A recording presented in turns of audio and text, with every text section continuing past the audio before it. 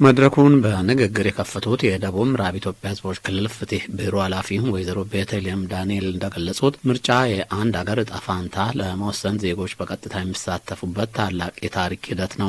ይህ ሂደት ከድምጽ መስጠት ባለፈ በርካታ ሀገራዊ ፋይዳዎችን ያነገበ ነው ያሉት ኃላፊዋም ለአንድ ሀገር ሰላም፣ እድገትና ዴሞክራሲያዊ ስርዓት ግንባታ የምርጫ ሚና ወሳኝ እንደሆነም ጠቁሟል።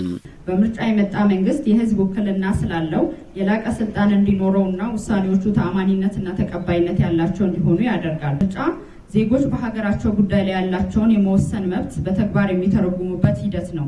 የመንግስት ስልጣን ምንጭ ህዝብ ብቻ ነው የሚለውን መርህ በተግባር እንድናረጋግጥ ይረዳናል። ምርጫ የመንግስትን የፖለቲካ ህጋዊነትን የሚያረጋግጥ እንደሆነም አብራርተዋል። በምርጫ ወደ ስልጣን የሚመጣ መንግስት የህግ ውክልና ስላለው የላቀ ስልጣን እንዲኖረው፣ ውሳኔዎቹ ተአማኒና ተቀባይነት ያላቸው እንዲሆኑ ያደርጋል ብሏል። ምርጫ የተጠያቂነት ስርዓትን ከማስፈን በተጨማሪም ሰላማዊ ስልጣን ሽግግር እንዲኖርና ሀገራዊ መረጋጋትን ይፈጥራል ብሏል። ዜጎች በሀገራቸው ጉዳይ ላይ ያላቸውን የመወሰን መብት በተግባር የሚያሳዩበት ሂደት እንደሆነም ጠቁሟል። ምርጫ የተጠያቂነት ወይንም የአካውንታቢሊቲ ስርዓትን ለማስፈን የሚረዳን ብቸኛው አማራጭ መሆኑ ነው። ሰላማዊ የስልጣን ሽግግር እንዲኖር ያደርጋል። ስልጣን በኃይል ወይም በግርግር ሳይሆን በህዝብ ድምፅና በሰላማዊ መንገድ ከአንድ ወገን ወደ ሌላ ወገን እንዲሸጋገር ያደርጋል። ይህም ሀገራዊ መረጋጋትን፣ ሰላምንና የህግ መከበርን እንዲረጋገጥ ያደርጋል። በአንድ ሀገር ውስጥ በየደረጃው የሚደረግ ምርጫ በሀገሪቱ ህገ መንግስትና ሀገሪቱ ተቀብላ ባጸደቀቻቸው የዓለም አቀፍ ህጎች እንዲሁም በሀገሪቱ የምርጫ ህግጋት መሰረት መከናወን እንዳለበትም አሳስቧል።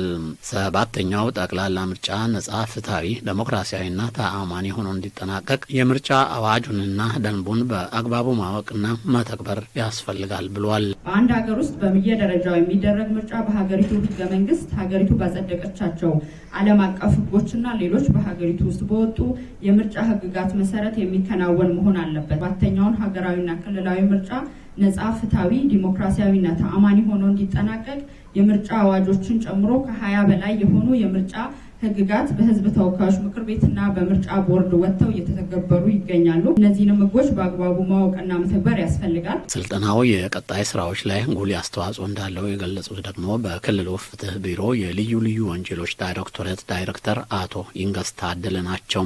ምርጫ የሚካሄድበት የህግ ማዕቀፍ የትኞቹ ናቸው፣ የትኞቹ የህግ ማዕቀፎች ናቸው የሚለውን እንደ አቃቤ ህግ እንደ ፖሊስ ማወቅ ካልቻለ ለተግባራዊነት ሂደቱ ላይ ያው ሊቸገር ይችላልና ከዚህ አንጻር እያንዳንዱ ጉዳዮችን ሀገራችን የምርጫ ጉዳዮችን በተመለከተ ሰፊ የምርጫ የህግ ማዕቀፎች አሉ። ከዚህ አንጻር የምርጫ ህግ ማዕቀፎችን በስፋት የማሳወቅ እንደዚሁም ደግሞ የምርጫ ነክ ወንጀሎች የትኞቹ ናቸው የሚለውንም ደግሞ በስፋት የማሳየትና እግረ መንገድ ደግሞ በምርጫ ሂደት ውስጥ ደግሞ የስነ ምግባር ኢሹዎች ወይም በስነ ምግባር ዲሲፕሊን ጉዳዮች ምንድናቸው የሚለውንም በዚህ ጉዳይ ላይ የአዋጅ ቁጥር 1162 2011 ዓ.ም ላይ የወጣው የምርጫ ህግ አለ። እሱን በስፋት ስልጠና የሰጠነበትና ሰልጣኞችን በዚህ ጉዳይ ላይ ሂደው ለስር መዋቅሮቻቸውም ሰጥተው ያለውን የህግ ማስከበር ስራ እንዲሰሩ ማስቻል ነው። ሰልጣኞች በወሰዱት የግንዛቤ ማስጨበጫ ስልጠና መሰረት ስራቸውን በአግባቡም ተግባራዊ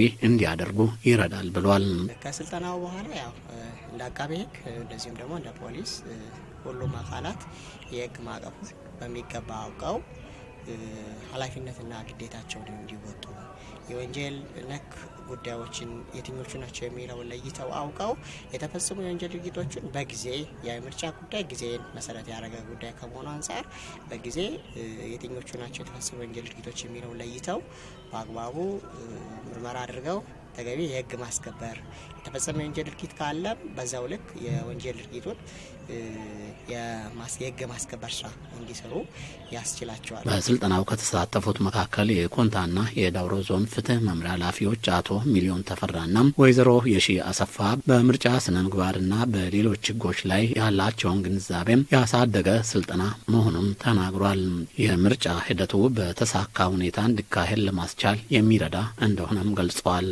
ስልጠና ዞሮ ዞሮ ለሁላችንም ትልቅ አቅም የሚፈጥር ከምርጫ ጋር ተያይዞ የሚነሱ ክርክሮችን ህግን ተከትለን እንዴት ለሁሉም የፖለቲካ ፓርቲዎች ወይንም በዚህ የምርጫ ሂደት የሚሳተፉ አካላት የሚያነሳቸውን ክርክሮች እንዴት መፍታት እንዳለብን አጠቃላይ ሂደቱን የተረዳንበት ስልጠና በመሆኑ ለሁላችንም አቅም እንደጨመረ ነው የምንረዳው። ፖለቲካ ፓርቲዎች የስነ ምግባር አዋጅ እና የመጀመሪያው ዋነኛው አዋጅ እና የተሻሻለው አዋጅ ላይ እንዲሁም የፖለቲካ ፓርቲዎች ምርጫ ቅስቀሳ መመሪያና ከዛም በመጨረሻ የአዳራሽ አጠቃቀም መመሪያ ላይ ትኩረት ያደረገ ስልጠና ነው የወሰድነው። ስልጠናው በጣም ወሳኝና ወቅቱን የዋጀ ስልጠና ነው። 3 ምርጫ ህጎች ዙሪያ ላይ ስልጠና ቀርቧል።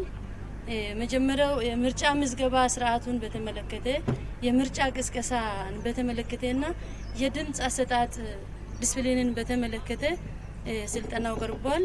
ስልጠናው በጣም ወሳኝ ስለሆነ የምርጫ ቅስቀሳው በሰላማዊ መንገድ መጠናቀቅ እንዳለበት፣ የድምጽ አሰጣጡም በተመሳሳይ ፍትሃዊ ዲሞክራሲያዊ በሆነ በታማኝነት መጠናቀቅ እንዳለበት ስልጠና ተሰጥቶናል። 7ኛው አገራዊ ምርጫ የምርጫ ሂደቱ ላይ ያለው ግንዛቤ ከፍ ያለ ስለሆነ በጣም የተሻለ ነው።